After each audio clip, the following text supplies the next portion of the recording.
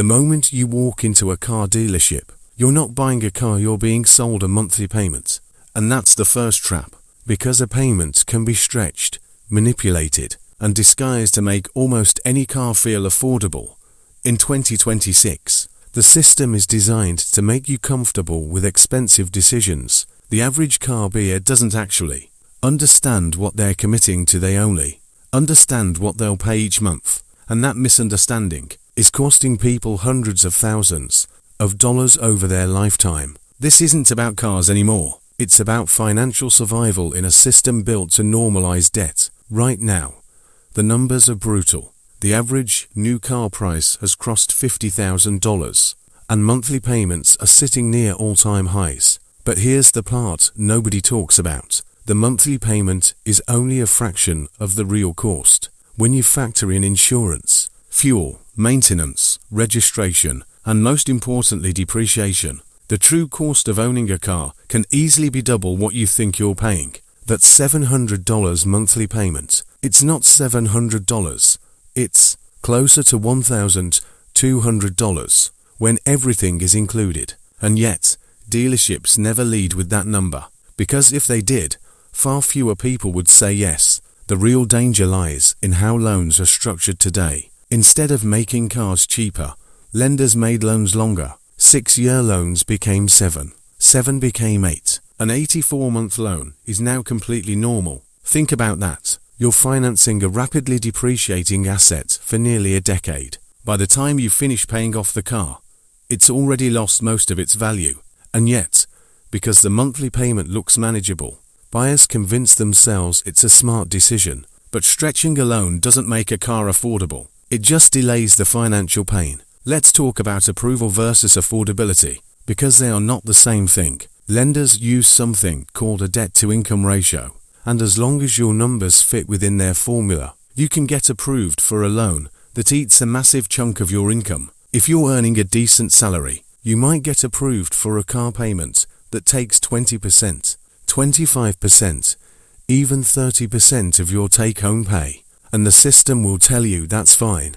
But your lifestyle will tell you otherwise, because once the payment hits your bank account every month, it competes with your rent, your groceries, your savings, and your peace of mind. Imagine someone earning around $50,000 a year. After taxes, they might take home roughly $3,500 a month. On paper, they could easily get approved for a $500, $600 monthly car payment. That leads them straight to a brand new SUV or a flashy crossover. It feels like an upgrade. It feels like success. But once you add insurance, fuel, and maintenance, their total monthly car cost jumps close to $900 or even $1,000. That's nearly 1/3 of their income tied up in a depreciating asset. What started as a reasonable purchase quickly becomes a financial burden that limits everything else. Saving, investing, even basic flexibility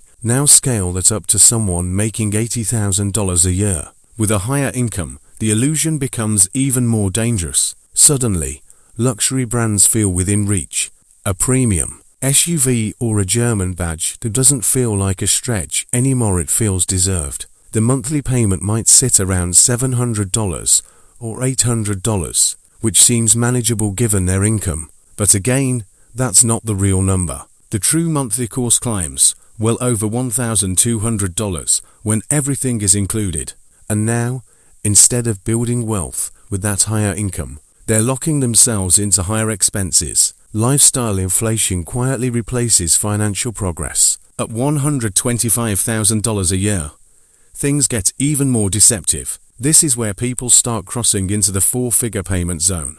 A $1,000 monthly car payment becomes normalized. It's no longer shocking, it's expected. Electric vehicles, luxury SUVs, high-performance trims, they all start to feel like logical choices. But here's the hidden cost.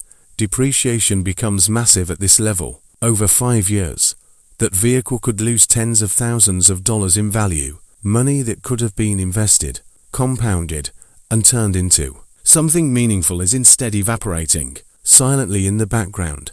And because depreciation isn't a visible expense like a monthly bill, Most people ignore it completely. Even at $200,000 a year, the trap doesn't disappear, it just scales. High earners often justify expensive cars because they can technically afford the payments. A luxury SUV or performance vehicle with a $1,500, $2,000 monthly payment doesn't feel outrageous anymore. But the math doesn't change. The higher the price of the car, the steeper the depreciation curve. Thousands of dollars vanish every year simply because the car is aging. And when you add insurance, maintenance, and opportunity cost, the real financial impact becomes enormous. High income doesn't protect you from bad financial decisions. It just gives you more room to make bigger ones. The truth is, the car you buy has less to do with your income and more to do with your discipline. Because there are people earning $60,000 who quietly build wealth, and there are people earning $200,000 who stay broke. The difference isn't how much they make, it's how much they keep and how wisely they allocate it. And cars are one of the biggest wealth killers because they combine emotional decision-making with long-term financial consequences. So what's the alternative? You need rules, not suggestions, not guidelines, rules, because without rules, emotions take over. One of the most powerful frameworks is limiting your total transportation cost to a fixed percentage of your income. When you cap your spending, you force yourself to operate within reality instead of desire. Another critical rule is shortening the loan term. If you can't pay off a car within 4 years, it's a clear signal that the car is too expensive for your financial situation.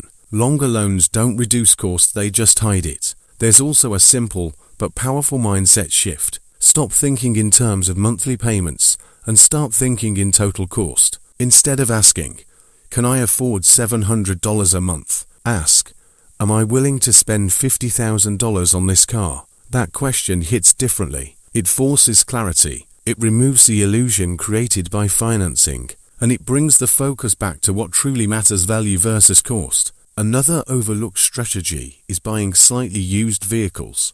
A car that's 2 to 3 years old has already taken the biggest depreciation hit. That means you're getting nearly the same product for significantly less money. The experience is almost identical, but the financial impact is dramatically better. This single decision can save you tens of thousands of dollars over time, without sacrificing much in terms of quality or reliability. But the most important concept of all is opportunity cost. Every extra dollar you spend on a car is a dollar that can't be invested, and over time, that trade-off becomes massive. If you consistently choose cheaper, smarter car options and invest the difference, the long-term impact can reach hundreds of thousands, even millions of dollars. Not because you made some genius investment, but because you avoided unnecessary expenses and gave your money time to grow. Think about it this way: a car provides convenience and comfort, but it doesn't generate income. Investments, on the other hand, do. So every time you choose a more expensive car, you're prioritizing short-term lifestyle over long-term financial growth. And while that might feel good in the moment, the long-term consequences are real and unavoidable. At the end of the day, the goal isn't to never enjoy your money. It's to make sure your decisions are intentional, not manipulated. The system is designed to push you toward higher spending because that's how money is made. But you don't have to follow that path. You can step back, run the numbers, and make decisions based on reality instead of marketing. Because the real flex isn't driving the most expensive car. It's having financial freedom. It's knowing that your money is working for you instead of disappearing into liabilities. It's having options, flexibility, and control over your future. And ironically, the fastest way to get there is often by choosing a car that's well below what you can technically afford. So before you sign that loan, before you commit to that payment, ask yourself one simple question: is this decision moving me closer to financial independence or further away from it? Because the answer to that question will matter far more than the car you drive. The math is simple, the discipline is hard, but the outcome is worth it.